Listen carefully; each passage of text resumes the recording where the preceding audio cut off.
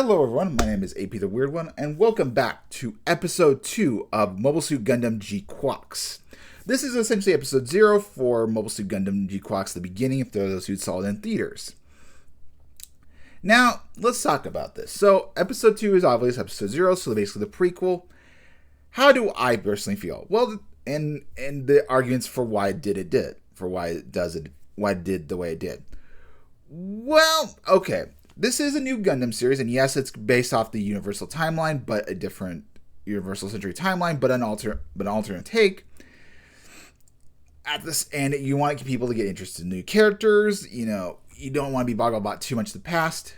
However, at the same time, we've had shows like Oshinoko, and we've also had sort of the Demon Hunter Ginjin Contest show that basically had these hour-long episode ones that kind of get you introduced to new characters, the background and everything. And I feel like this is one of those cases where it should have been. And like the beginning should have been put on Amazon Prime from the beginning. We shouldn't start things should have been separated out into 3 episodes. As it was. On top of that, there are scenes that are from the beginning that are not in the original episode that would have been useful. So I think there is on top of that. Now, let's get to the main discussion, a couple of things. How did Char Aznavour get the Gundam? Well, essentially, he just happened to be on the reconnaissance mission he decided to be on the reconnaissance mission for Side 7. I believe it was Slender. His mobile suit was damaged, and so he decided to do it. He decided to be on the reconnaissance mission. Now, in the original Mobile Suit Gundam, he was aboard another ship, so he was just kind of observing from afar. But in this case, he decides to go in there, and by intuition, like his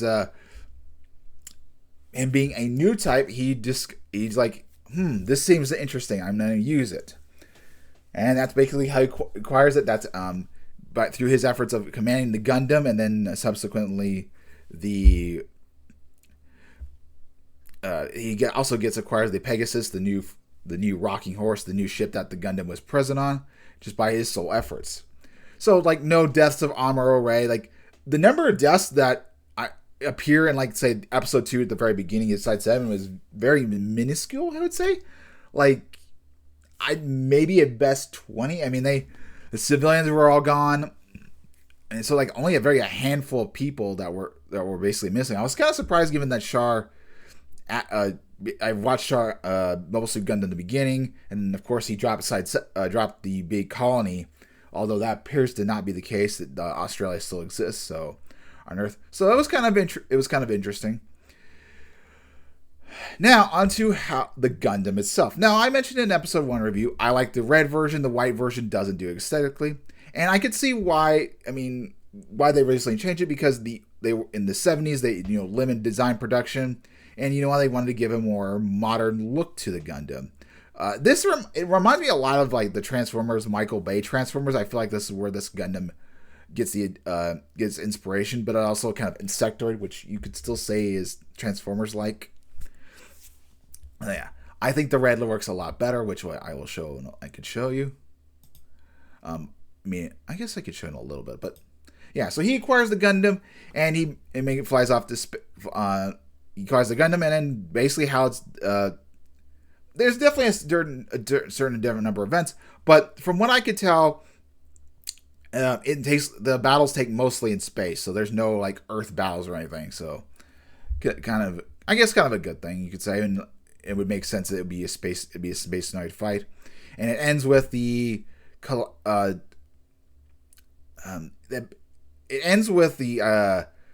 Side 2 being captured, and then what was the other? Forget the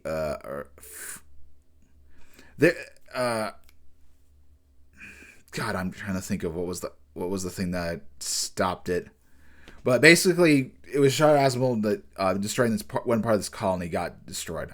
I should have paid attention. I watched this twice, but I'll let you watch the episode for yourself. I'm sorry. Anyway, there are some differences between the beginning, such as the I guess the opening narration, how the original style, and then the Battle of Confettio was shortened. The scenes of depicting Wakitian, and then the encounter with Char and Sayla. I'm guessing that's what she fought. So this, I think, maybe this version, that one, and then some other Char's encounter with the Kira, which I don't know.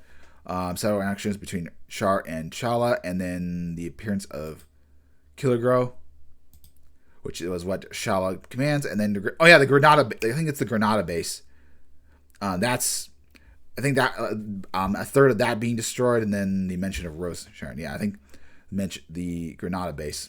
I believe it was something a third of it, and that's where eventually Char Asimil disappears. Now, unfortunately, because I looked at the wiki, I kind of know who pilots the red mobile suit, but hey, for those who've seen the beginning, you already know who does. Anyway, I guess we can go. We can look at the Red Gundam. See it is. So I do like that. Some interesting bits that I found that were interesting in episode 2. Char's examination of the mobile suit, like the complementing of the colors, the how everything works. Learning basically why Char and other new types are super good at using Gundams. It's basically because they're new types, they have this inherent ability to use complex machinery. Now, mind you, Char Asimil is a well-trained soldier, but it's his ability, him being a new type is what allows him to use the mobile suit, use the Gundam so effectively, because it is a bit of a clunky machine and very complex.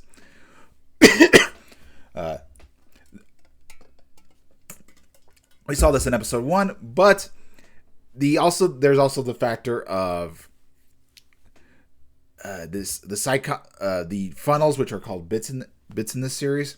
They look a lot more advanced. I like they're a lot more useful. They can destroy ships really easily, like pushing things around. So that was a nice touch as well.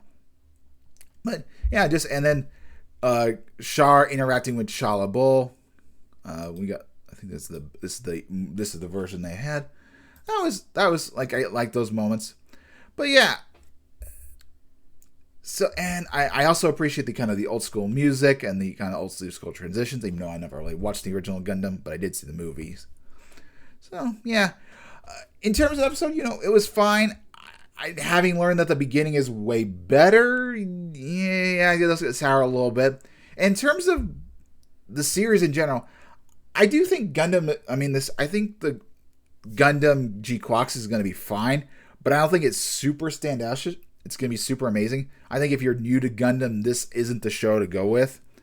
Something like Mercury, or I would probably Barbaros, or like something like Gundam C would be a little bit better. This, I feel like, is for those who like the original Gundam but wanted to see a different aspect of it, have a female protagonist. I'm going to continue watching it. I'll probably do my reviews, but yeah, I think it's a good series. I think it's so far okay, but I don't think it's amazing, and I don't think it's gonna win any things. Based off the introduction, and now that I know who pilots this new red mobile suit, I think the Gundam battles might be a little bit lesser, and I think we're going to be seeing the two tag. Based on the opening, it seems like they're tag teaming a lot. I also do like the opening. The opening was very fun. The vocals kind of sounded like parts of Oshinoko's episode 1 of season 1 opening. So, like the male voice. And with that, I'll end my review. Overall, solid episode. Yeah, I'm gonna continue. Like I do have invested interest, but I do think the series is a wow and amazing. Anyway, hopefully you guys have a rest of a wonderful day. I'm sorry this was actually so late.